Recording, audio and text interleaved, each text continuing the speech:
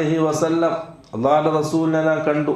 അള്ളാഹുവിൻ്റെ റസൂലാണ്, ലോകത്തിൻ്റെ നേതാവാണ്. ആ റസൂൽ സല്ലല്ലാഹു അലൈഹി വസല്ലമയെ ഞാൻ കണ്ടു. യദില്ലുൽ യൗമ യൽതവി, വളരെ വിശന്ന്, വയറ് വേദനിച്ച് വിശന്ന് ഒരു ദിവസം മുഴുവൻ തള്ളി നീക്കുന്നതായിട്ട് ഞാൻ കണ്ടു.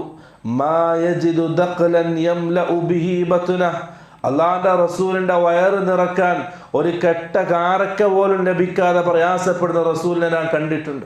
എന്നാലോചിച്ച് നോക്കിയ, കെട്ട കാരക്ക പോലും അള്ളാഹുവിൻ്റെ റസൂലിന് വയറ് നിറച്ച് കഴിക്കാൻ കിട്ടിയിരുന്നില്ല.